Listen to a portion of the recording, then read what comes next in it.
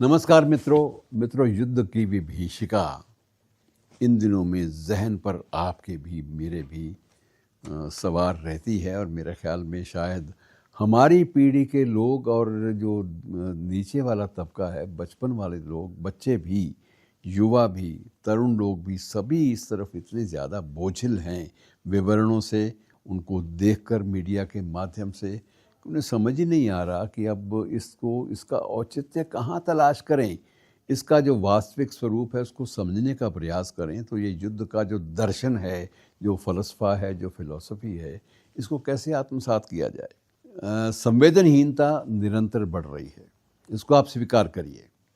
और ये आज से नहीं बढ़ रही, सिर्फ ये ईरान, इज़राइल और अमेरिका के युद्ध या यूक्रेन और रूस के युद्ध के साथ नहीं बढ़ी, बल्कि ये धीरे धीरे घर करती जा रही है हमारे जहन पर, हमारी मानसिकता पर।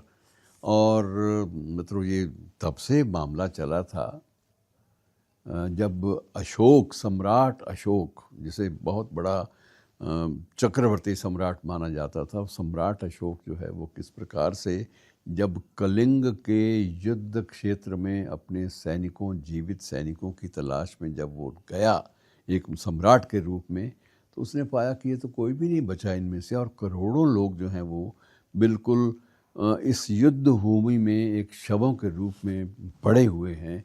और उसके मन में विरक्ति आई कि क्या इन सब का नैतिक दायित्व मेरे ऊपर है।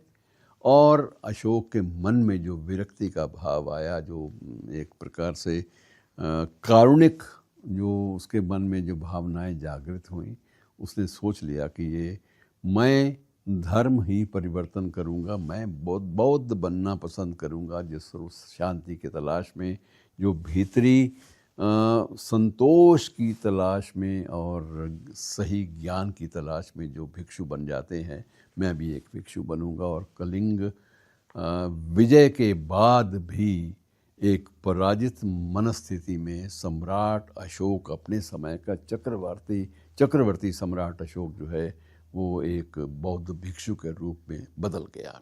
और ये बहुत सारी चीज़ें मित्रों सिर्फ अशोक के समय से नहीं, बल्कि उसके पूर्वज भी इसी तरह से युद्धों से त्रस्त होकर वे भी अपना धर्म जो है वो उसको तिलांजलि दे चुके थे कि जो धर्म हमें शांति नहीं देता, जिसके बीच में हमें इतनी विभीषिका झेलनी पड़ती है, हम क्या करेंगे उस धर्म को अपनाकर जिस धर्म ने हमें रोका नहीं इस कुकृत्य से।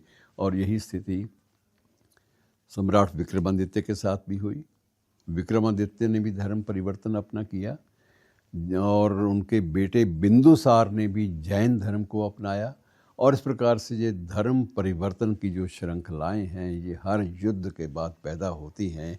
अब ये बात बड़ी अजीब लगती है मित्रों कि इस युद्ध के मध्य भी अपने तीखे तेवरों और अपनी अनिश्चित भूमिका के लिए जाने गए अमेरिकन राष्ट्रपति वो अब भी ईस्टर का त्यौहार भी मना रहे हैं।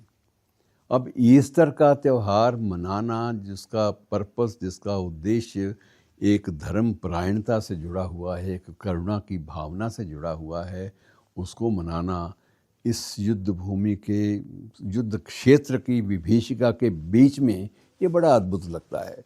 तो मित्रों ये मानवीय जो मन है ये किस समय क्या रूप ले ले ये कुछ कहा नहीं जा सकता। और ये अनिश्चितता इतनी ज़्यादा बढ़ गई है कि आने वाले वक्त में हमारे पास सही कर्म करने के लिए और सही उपलब्धियां अपने जीवन के खाते में दर्ज करने के लिए क्या समय बचेगा।